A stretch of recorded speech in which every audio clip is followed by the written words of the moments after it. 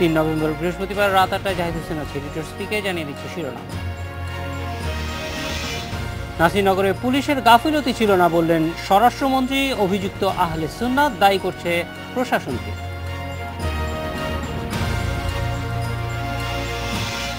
ছয় অপরাধের শিকার 65% ব্যাংক, জড়িত কর্মকর্তা কর্মচারীরা, বলছে বিআইবিএম।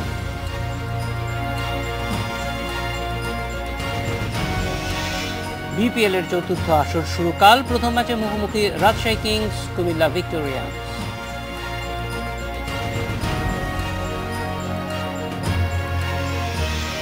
ব্রাহ্মণবাড়িয়ার নাসিরনগরে সাম্প্রদায়িক হামলার সময় আইনশৃঙ্খলা বাহিনী গাফিলতি ছিল না এমন দাবি করেছেন স্বরাষ্ট্রমন্ত্রী আসাদুজ্জামান খান কামাল। তবে হামলার ঘটনায় যাদের বিরুদ্ধে অভিযোগ উঠছে সেই আহলে সুন্নাত ওয়াল জামাত প্রশাসনের গাফিলতিকে দায়ী করছে। ঘটনার বিচার বিভাগীয় তদন্তেও দাবি করেছে তারা।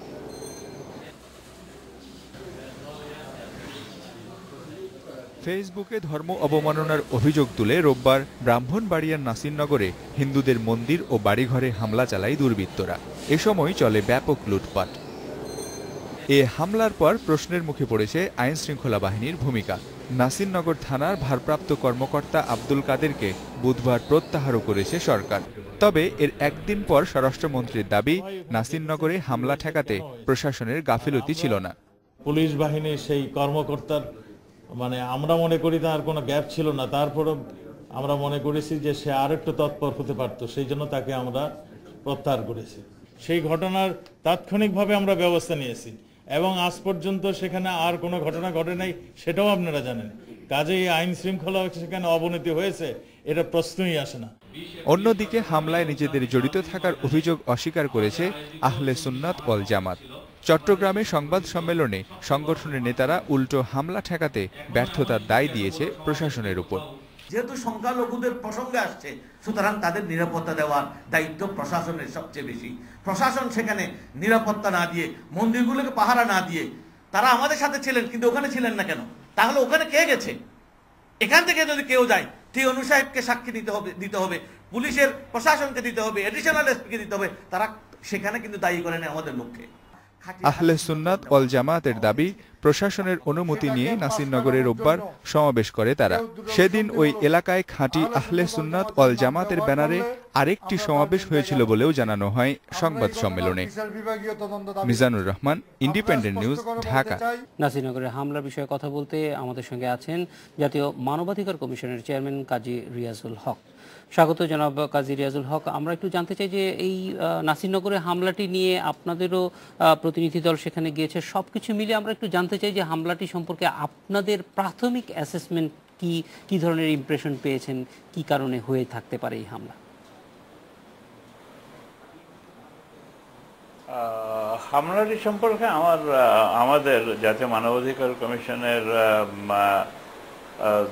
তদন্তে যেটা বেরিয়ে আসছে সেটা বলা যায় যে একটা হচ্ছে যে ধর্মীয় সমাবেশ করা,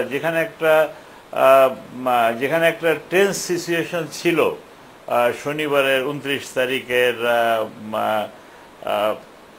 ফেসবুকে একটা স্ট্যাটাস দেওয়ার কারণে, তো ঠিক এর পরবর্তীতেই পরের দিনই ওখানে একটা দুটো সংগঠনকে ধর্মীয় সমাবেশ করার অনুমতি দেওয়াটা, এটা প্রাথমিকভাবে আমাদের কাছে মনে হয়েছে যে এটা সঠিক হয়নি। দ্বিতীয়টি হচ্ছে যে সমাবেশের অনুমতি দেওয়ার পরেও এই জাতীয় এই সমাবেশ সম্পর্কে শুনেছি যে আগের দিনই মাইকে অনেক কিছু বলা হয়েছে এবং হিন্দু সম্প্রদায়ের উপরে আক্রমণাত্মকের বহু ধরনের হুমকির কথাবার্তা মাইকে বলা হয়েছে, কিন্তু তারপরেও সমাবেশের অনুমতি দেয়া এবং সেখানে যথেষ্ট সংখ্যক পুলিশ না রাখাটা, এটা একটা প্রচণ্ড দুর্বলতাই বলবো আর কি, প্রচণ্ড ভুল বলবো, প্রচণ্ড অপরিপক্কতার পরিচয় উপজেলা প্রশাসন এবং থানা প্রশাসন দিয়েছে বলে আমরা মনে করছি। দ্বিতীয়টি হচ্ছে, জনাব কাজী রিয়াজুল হক, অবশ্যই আমরা এটিও শুনবো, কিন্তু আমরা যেটি স্থানীয় পর্যায় থেকেও জানতে পেরেছি যে আগের থেকেও এই ধরনের বলা যায় বিদ্বেষমূলক তথ্য বলা হচ্ছিল। সেখানে কিন্তু আমাদের যারা আইনশৃঙ্খলা রক্ষাকারী বাহিনীর এক্সটার্নাল ফোর্স আছে, অর্থাৎ যারা তথ্য সংগ্রহ করেন, গোয়েন্দারা আছেন, তাদেরও কিছু ব্যর্থতা আমাদের চোখে পড়েছে। কিন্তু ব্রাহ্মণবাড়িয়ার এই অঞ্চলটিতে সংখ্যালঘুদের উপর হামলা নতুন কোনো ঘটনা নয়, এর আগেও এমনকি এই বছরেও প্রথম দিকেই আপনি জানেন যে ঘটেছে। ফলে সেই ক্ষেত্রে আপনি যেটা বলছিলেন সেটার সুর ধরেই বলতে চাই যে আসলে যথেষ্ট পূর্ব প্রস্তুতি প্রশাসন এবং পুলিশের ছিল বলে মনে হচ্ছে না। রাইট। এবং অপরদিকে যারা হামলা করেছে, হামলাকারীরা কিন্তু পরিকল্পিতভাবে হামলা করেছে, আমাদের প্রতিবেদন যেটা এসেছে। কারণ তারা একই সময় মোরলেস অ্যাট দ্য সেম টাইম তারা বেশ কয়েকটি স্থানে একত্রে হামলা করেছে। তারা প্রায় 12-14টা মন্দির ভাঙচুর করেছে, তারা অনেকগুলো মানুষকে আহত করেছে। মন্দির, বিশেষ করে ওখানকার বড় মন্দির যেটা আছে গৌর মন্দির এবং জগন্নাথ মন্দির, এই মন্দিরগুলোর উপরে তাদের আক্রমণ এবং মন্দিরের পুরোহিতের উপর তাদের আক্রমণ। এবং যখন তারা আক্রমণ করতে যাচ্ছিল, তারা হিন্দুদের সম্পর্কে, সংখ্যালঘুদের সম্পর্কে খুব বাজে উক্তি করেছে। তো এই জাতীয় একটা প্রস্তুতি যারা নিচ্ছিল, এটা পরিকল্পিতভাবে নিচ্ছিল, সেই বিষয়গুলো আপনি যে বললেন যে এই আমাদের বিভিন্ন এজেন্সির কাছে ছিল না বা তারা দিতে পারেনি, এটা আমি বলবো একটা প্রচন্ড দুর্বলতারই পরিচয়। এটা একটা দুর্বলতার পরিচয়, কারণ এটা তাদের দেওয়া উচিত ছিল, জানা উচিত ছিল। কাজী রিয়াজুল হক, আমরা স্থানীয় পর্যায় থেকে যেই তথ্যগুলি পাচ্ছি তার সঙ্গে আপনাদের প্রতিবেদনেরও যে প্রাথমিক তথ্যগুলি এসেছে অনেক মিল, অনেক বিষয়ে একই রকম তথ্য পাওয়া গেছে, এটা একটা আশাব্যঞ্জক। কিন্তু এই যে আপনাদের প্রতিবেদনে যেই তথ্যগুলি উঠে এসেছে সেইগুলির ভিত্তিতে সামনে জাতীয় মানবাধিকার কমিশনের কি ধরনের পদক্ষেপ নেওয়ার আছে বা আপনারা কি ধরনের পদক্ষেপ নেবেন ভাবছেন? আমরা যেটা করেছি প্রাথমিকভাবে সেটা হচ্ছে যে আমরা বলছি যে যে সমস্ত লোকেরা এই, কারণ আমাদের কাছে ওদের নাম এসেছে যে কারা কারা ওখানে বক্তব্য রেখেছে। সেখানে ওই দুটো সংগঠন ছাড়াও স্থানীয় জনপ্রতিনিধিরাও বক্তব্য রেখেছে। তো সেখান থেকে তাদের উপস্থিতি, ইভেন এটাও দেখা যাচ্ছে যে টিওনোসি তারাও বক্তব্য রেখেছে। তো যাই হোক, টিওনোসি হয়তো সরকারের বিরোধী কোনো কথা বলেনি, কিন্তু যখন বা সংখ্যালঘু বিরোধী কোনো কথা বলেনি হয়তোবা, কিন্তু যারা এইখান থেকে এই কাজগুলো করলো তাদেরকে তো আমরা খুব ইজিলি চিহ্নিত করতে পারি। এর জন্য খুব কঠিন মেকানিজমের দরকার হয় না। অতএব এদেরকে ইমিডিয়েটলি, চিহ্নিত লোকগুলোকে ব্যাপারে ইমিডিয়েটলি একটা দৃষ্টান্তমূলক শাস্তির ব্যবস্থা তাদের জন্য করতে হবে। একটা দৃষ্টান্ত স্থাপন করতে হবে যে কখনো যদি সংখ্যালঘুদের উপরে এমনি করে আক্রমণের জন্য কেউ কোনো পরিকল্পনাকারী এবং যারা আক্রমণকারী তাদের বিরুদ্ধে এমন শাস্তি নিতে হবে যাতে আগামীতে কেউ আর এই জাতীয় ঘটনা ঘটাতে না পারে। এটা আমাদের 1 নম্বর সাজেশন। 2 নম্বর সাজেশন হচ্ছে, এ কথা নিঃসন্দেহে বলা যায় যে স্থানীয় উপজেলা প্রশাসন এবং পুলিশ প্রশাসন তাদের দায়িত্ব পালনে তারা ব্যর্থ হয়েছে, যার ফলশ্রুতিতে আজকে এতগুলো মানুষ আহত হয়েছে, এতগুলো মন্দির হয়েছে এবং সরকারের এবং দেশের ভাবমূর্তি তারা নষ্ট করেছে, তাদের কারণে হয়েছে।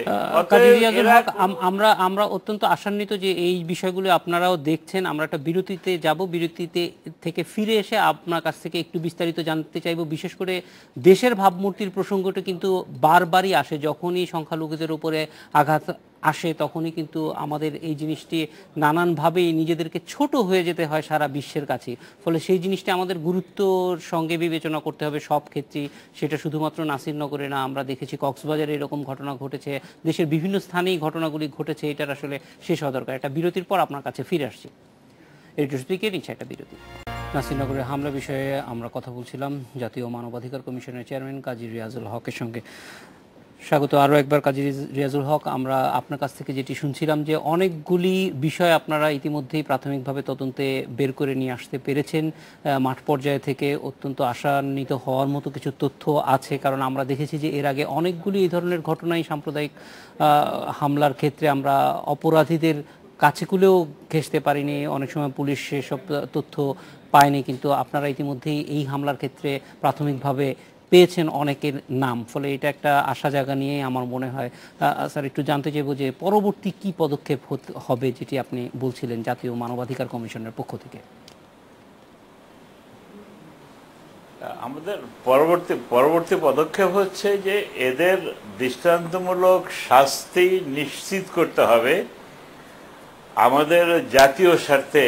কারণ দেশ যখন অর্থনৈতিক ক্ষেত্রে, সামাজিক ক্ষেত্রে, তথ্য প্রযুক্তির ক্ষেত্রে প্রচণ্ড গতিতে এগিয়ে যাচ্ছিল, আমরা একটা স্থিতিশীল অবস্থাতে যে একটা সম্মানজনক জাতি হিসেবে আমরা মানুষের কাছে পরিচিত হচ্ছিলাম বহির্বিশ্বের কাছে, ঠিক সেই সময়ই আমাদের এই স্থিতিশীলতাটা নষ্ট করে অস্থিতিশীল করে দেওয়ার জন্য এবং দেশের ভাবমূর্তি নষ্ট করার জন্য যে চক্রান্তকারী গোষ্ঠী এইগুলো করছে, তাদের বিরুদ্ধে খুঁজে বের করে দৃষ্টান্তমূলক শাস্তি দেওয়ার জন্য আমরা সরকারের কাছে, রাষ্ট্রের কাছে জোর দাবি জানাচ্ছি। আমরা লিখিতভাবে কথাটা বলবো তাদের কাছে। এটা আমাদের 1 নম্বর সুপারিশ। 2 নম্বর সুপারিশ হচ্ছে যে সমস্ত মন্দির এবং যে সমস্ত মন্দির ক্ষতিগ্রস্ত হয়েছে, সেই সমস্ত মন্দিরগুলোকে রাষ্ট্রীয়ভাবে, যেহেতু প্রশাসনের দুর্বলতার কারণে এই সুযোগটা তারা করতে পেরেছে, এই ধ্বংসযজ্ঞটা তারা চালাতে পেরেছে, অতএব রাষ্ট্রীয়ভাবে তাদের এই মন্দিরগুলোকে সংস্কার করে তাদের মনের ভিতরে রাষ্ট্র তাদের সঙ্গে আছে, সরকার তাদের সঙ্গে আছে, এই বিষয়টা স্থানীয় প্রশাসন তাদের সঙ্গে আছে, জনপ্রতিনিধিরা তাদের সঙ্গে আছে, এই আস্থা তাদের ভিতরে ফিরিয়ে আনার জন্য সরকারকে কার্যক্রম গ্রহণ করতে হবে। এটা আমাদের সরকারের কাছে দ্বিতীয় অ্যাডভাইস থাকবে।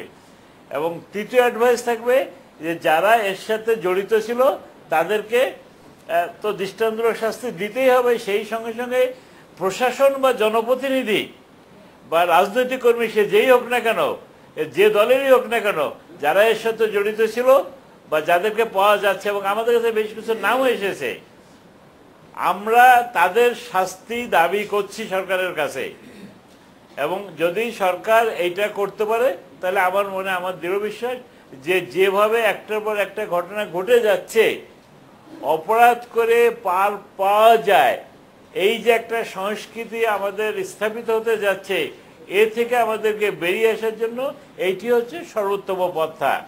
আর যাতে আমরা বিচারহীনতার সংস্কৃতি থেকে আমরা সুষ্ঠু রাজনীতি, সুষ্ঠু প্রশাসনিক অবস্থার সংস্কৃতি থেকে আমরা যে পিছিয়ে পড়ে গিয়েছিলাম, সেই বিষয়টাকে আমাদের পুনঃপ্রতিষ্ঠিত করতে হবে এবং এই ঘটনার মধ্যে দিয়ে সেটা আমাদেরকে করতে হবে। এটা হচ্ছে আমাদের সুপারিশ। এবং আমরা এরপরে আরও চিন্তা করছি, আমরা আমাদের সুপারিশমালাগুলো আমরা ওয়েবসাইটে ইতিমধ্যে দিয়ে দিয়েছি, কারণ তদন্ত প্রতিবেদনটা যাতে মানুষ জানতে পারে যে মানবাধিকার কমিশন কি চায়। তো সেই সাথে সাথে যদি এরপরে কোনো ব্যবস্থা না হয়, তাহলে আমরা নিজেরা এটার জন্য একটা বড় আকারে হিয়ারিংয়ের ব্যবস্থা করব, যাতে আর কখনো কোনো সংখ্যালঘুদের উপরে দেশের কোথাও এই জাতীয় ঘটনা না ঘটে।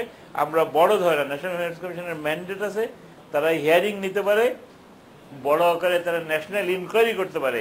আমরা সেই পর্যায়ে হয়তো আমরা কমিশনে আলাপ আলোচনা করে সিদ্ধান্ত নেব। তবে কাজী রিয়াজুল হক, শুধুমাত্র সরকার যদি কোনো ধরনের রেসপন্স না করে আপনাদের সুপারিশগুলির ক্ষেত্রে, সেই ক্ষেত্রেই আপনারা হিয়ারিংয়ে যাবেন? রাইট। কাজী রিয়াজুল হক, আমাদের প্রত্যাশা হচ্ছে, জি জি বলেন আপনাদের যে সরকার আমাদের যে সাজেশন, সুপারিশ, আমরা একটা স্বাধীন নিরপেক্ষ রাষ্ট্রীয় প্রতিষ্ঠান, তো আমরা যে সুপারিশমালাগুলো দেব সেটা একটা নিরপেক্ষ সুপারিশ হবে এবং আমাদের প্রত্যাশা সরকার সেটা গ্রহণ করবে। এবং আমরা ইতিপূর্বে দেখেছি যে আমাদের বেশ কিছু সুপারিশ সরকার গ্রহণ করেছে, তো সেইটি আমাদের প্রত্যাশা থাকবে। এবং সেটা না হলে আমরা সরকারের উপরে বিভিন্নভাবে ন্যাশনাল ইনকোয়ারির মাধ্যমে আমরা আমাদের চাপ, আমাদের প্রচেষ্টা, আমাদের চাপ আমরা অব্যাহত রাখবো। চাপের কথা যখন বললেন, যে আমরা স্থানীয় পর্যায়ে দেখেছি যে অনেক জনপ্রতিনিধির নামও এসেছে, ফলে সেইটাও একটা পাল্টা চাপ হিসেবে আসতে পারে কিনা সরকারের কোনো ধরনের পদক্ষেপ নেওয়ার ক্ষেত্রে? সেইটা সেটা সেটা আমাদের দেখার বিষয় না। আমি বলেছি এখানে একটা খুব ইন্টারেস্টিং বিষয়, সেটা হচ্ছে এখানে বিভিন্ন আমাদের কাছে তথ্য আছে বিভিন্ন রাজনৈতিক দলের, কোনো একটা বিশেষ দল না, বিভিন্ন রাজনৈতিক দলের যারা বিভিন্ন সময় ক্ষমতায় থেকেছে, বিভিন্ন রাজনৈতিক দলের কর্মী, তাদের পরিচয় আসছে। এখানে হয়তো সে চক্রান্তকারী হিসেবে বা হামলাকারী হিসেবে পরিচিত, কিন্তু তার একটা রাজনৈতিক পরিচয় ছিল। তো সেই কারণে আমরা বলছি যে এটা চক্রান্তকারী যেই হোক, এবং তার পরিচয় হচ্ছে সে চক্রান্তকারী, সে লুটেরা, সে অপরাধী। অতএব তার রাজনৈতিক সম্পর্কটা আমরা চাই, আমরা বিশ্বাস করি যে সেগুলো ভুলে যে দলমত নির্বিশেষে সবাই যেন এগিয়ে আসে এবং যাতে সরকার এই জিনিসটাকে প্রতিষ্ঠিত করতে পারে। কাজী রিয়াজুল হক, অনেক ধন্যবাদ আমাদের সঙ্গে যোগ দেওয়ার জন্য। আমরাও আশা করি যে দলীয় অবস্থান বিবেচনা না করে অপরাধীকে অপরাধীর মতো করেই যেন বিবেচনা করে এই বিষয়টির সুরাহা করা হয়। অনেক ধন্যবাদ আমাদের সঙ্গে যোগ দেওয়ার জন্য। এডিটর স্পিকে নিচ্ছে একটা বিরতি। ঘুষ, দুর্নীতি ও অর্থ পাচার সহ 6 ধরনের আর্থিক অপরাধের শিকার 65% ব্যাংক, আর এসবের 90% জড়িত সংশ্লিষ্ট ব্যাংকের কর্মকর্তা কর্মচারীরা। এ তথ্য উঠে এসেছে Bangladesh institute of bank management BIBM এর গবেষণা প্রতিবেদনে। অপরাধ বন্ধে প্রতিটি ব্যাংকে গোয়েন্দা বিভাগ চালুর পরামর্শ দিয়েছে বিশ্লেষকরা। ব্যাংক খাতে বাড়ছে নানা অপরাধ, অনিয়ম। 2014 সাল থেকে ঘুষ, দুর্নীতি, অর্থ পাচার, সম্পদের প্রকৃত মূল্য না দেখানো, হিসাবে গরমিল, জাল দলিল ও সাইবার অপরাধ, এই 6 ধরনের অনিয়মের শিকার অন্তত 65% ব্যাংক। আর এসব অপরাধে গ্রাহক থেকে ব্যাংক কর্তৃপক্ষ, অপরাধী চক্র এবং কোনো ক্ষেত্রে জড়িত প্রভাবশালী ব্যক্তিরা। BIBM এর গবেষণা প্রতিবেদন বলছে, অপরাধে জড়িত কর্মীদের বিরুদ্ধে ব্যবস্থা নেয়ার কথা জানিয়েছে প্রতিটি ব্যাংক, আর জড়িত গ্রাহকের মাত্র 35% বিরুদ্ধে ব্যবস্থা নিয়েছে তারা। 90% কেসে নিজেদের এমপ্লয়ি জড়িত। দেখেন আমাদের এখানে বড় বড় যে স্ক্যামগুলো হয়েছে আমাদের নিজেদের জড়িত। আমরা ICCর দোষ দেই, এর দোষ দেই, ওর দোষ দিই। আরে বাবা, যে ফাইন্যান্সিয়াল ক্রাইমটা করলো তাকে আগে ধরতে হবে। তবে ব্যাংক কর্মীরা বলছেন, কর্তৃপক্ষের দেয়া মুনাফার লক্ষ্য অর্জন করতে গিয়ে অনিয়মে জড়িয়ে পড়ছেন অনেকে। গত বছর যা প্রফিট করেছে তার এত পার্সেন্ট, 15% বা 20%-এর বেশি টার্গেট সেট করতে পারবে না ব্যাংক। সেক্ষেত্রে আমার মনে হয় স্যার 50% এই ক্রাইম আমার মনে হয় স্যার কমে যাবে। এদিকে কেন্দ্রীয় ব্যাংকের নজরদারির অভাব আর আইনি দুর্বলতায় অপরাধ বাড়ছে বলে মনে করছেন বিশ্লেষকরা। কর্মীদের দক্ষতা ও প্রশিক্ষণের অভাবও এজন্য দায়ী বলেও মত তাদের। ব্যাংকের নিজস্ব একটা ইউনিট থাকবে, ইন্টেলিজেন্স ইউনিট, ফিনান্সিয়াল, এবং সেটা কোঅর্ডিনেট করবে বাংলাদেশ ব্যাংকের ফিনান্সিয়াল ইন্টেলিজেন্স ইউনিট। এসব অপরাধ বন্ধে ব্যাংকগুলোকে আরো দায়িত্বশীল হওয়ার আহ্বান জানিয়েছেন বাংলাদেশ ব্যাংকের কর্মকর্তারা। We are trying to just sharpen our supervision. Ruhul Amin, independent News, Dhaka. Bank কর্মকর্তাদের বিরুদ্ধে অপরাধের অভিযোগ নিয়ে কথা বলতে আমাদের সঙ্গে আছেন বাংলাদেশ ব্যাংকের পরিচালনা পরিষদের সদস্য ডক্টর জামাল উদ্দিন আহমেদ। স্বাগত ডক্টর জামাল উদ্দিন। আমরা একটু জানতে চাই যে ব্যাংক ব্যবস্থা নিয়ে নানান ধরনের অভিযোগ বিভিন্ন সময় এসেছে, কিন্তু BIBM এর মতো একটা প্রতিষ্ঠান থেকে যখন এই ধরনের গবেষণা আসে তখন নিশ্চয়ই সেটি আপনাদের জন্য অনেক বেশি বলা যায় যে গ্রহণযোগ্য, এবং সেক্ষেত্রে বাংলাদেশ ব্যাংকের বর্তমান যে পরিস্থিতি আছে, যেই সুপারভিশন অথরিটি আছে, তাতে এইটা দেখা সম্ভব কিনা বা কি ধরনের পদক্ষেপ নেয়ার আছে? দেখুন, ব্যাংকের কর্মচারীদের যে রিক্রুটমেন্ট, সেই রিক্রুটমেন্ট প্রসেসের ভিতরে যদি গলদ থাকে, তখন আপনার মানে রাইট প্রসেস যদি অ্যাপ্লাই না হয়, প্রপার ডিউ ডিলিজেন্স যদি না করা হয়, তদবির বা অন্য কোনো পদ্ধতিতে যদি আপনার লোকজন আসে, তার যদি ভেরিফিকেশন না হয়, ইন দ্যাট কেস এই ধরনের অপরাধ প্রবণ লোকজন যদি রিক্রুটমেন্ট প্রসেসের ভিতর দিয়ে ব্যাংকে ঢুকে, ইন দ্যাট কেস আপনার এটাকে রোধ করা অনেকটা কষ্টকর ব্যাপার। সুতরাং আমি বলবো যে রিক্রুটমেন্ট প্রসেসে প্রথমে কিন্তু আপনার অল ডিউ ডিলিজেন্সগুলো যদি কমপ্লিট করা হয়, এবং তাদের যে ব্যাংকের ক্ষেত্রে এবং পুলিশ বা গোয়েন্দা বাহিনী অথবা আর্মিতে যে সমস্ত রিক্রুটমেন্ট করা হয়, সেক্ষেত্রে তাদের কিন্তু পারিবারিক তথ্যসহ বিভিন্ন রকমের তার ইনফরমেশন কালেক্ট করা হয়। এখন যারা প্রাইভেট সেক্টর ব্যাংকিং এবং পাবলিক সেক্টর ব্যাংকিংয়ে যে রিক্রুটমেন্ট হচ্ছে, এগুলো কতটুকু এই সমস্ত গোয়েন্দা নজরদারি এবং তাদের যে তথ্য কালেকশন করা, সেটা কতদূর হচ্ছে, সেটা কিন্তু ব্যাংকের নিজস্ব দায়িত্ব। এরপরে আসতেছে কেন্দ্রীয় ব্যাংকের। কেন্দ্রীয় ব্যাংক যখন আপনার এটাতে কেন্দ্রীয় ব্যাংকের যে সুপারভিশন প্রসেস, সেক্ষেত্রে কেন্দ্রীয় ব্যাংকের যে এখন স্ট্যান্ডার্ড বেস্ট প্র্যাকটিস আছে সেটাকে হয়তো রিভিউ করা যেতে পারে। কিন্তু যেই প্রবণতা এখন বাড়ছে সেটা কিন্তু আপনার BIBM এর রিপোর্ট যেটা আছে, এটা BIBM also part of the central bank. সুতরাং সেন্ট্রাল ব্যাংকও প্রকারান্তরে এই সমস্ত বিষয়গুলো সম্বন্ধে অবহিত আছে এবং এখন হলো কার্যকরী ব্যবস্থা গ্রহণ করা। সেই কার্যকরী ব্যবস্থার ভিতরে তাদেরকে যে রাইট প্রসেসে যদি আপনার ট্রেনিং দেওয়া হয় এবং এই সমস্ত অপরাধের যে শাস্তিমূলক ব্যবস্থা সেগুলো সম্বন্ধে তাদেরকে যদি অবহিত করা হয় এবং কন্টিনিউয়াসলি তাদেরকে যে সুপারভিশন অ্যান্ড মনিটরিংয়ের মধ্যে রাখা হয় এবং ওইটা আপনার ধরেন ব্যাংকের ইন্টারনাল প্রসেসের ভিতরে থাকতে হবে। At the same time central bank তার উপরে সুপারভাইজারি প্র্যাকটিসগুলো চালু করবে এবং সেটা চালু করার পরে যদি আপনার থাকে কিছু, সেটাকে আপনার ধরা পড়ে, এই সমস্ত কেসে তাদের বিরুদ্ধে শাস্তিমূলক ব্যবস্থা গ্রহণ করা উচিত। এবং আপনার ব্যাংকিং ট্রানজাকশনের ক্ষেত্রে কোনো লোক যদি ন্যায় বহির্ভূত, নিয়ম বহির্ভূত কোনো রকমের ট্রানজাকশন করে, ইন দ্যাট কেস এটা যদি ম্যানেজমেন্ট জড়িত না থাকে অথবা বোর্ড মেম্বাররা জড়িত না থাকে, তখন এটা কিন্তু ধরা ইজি।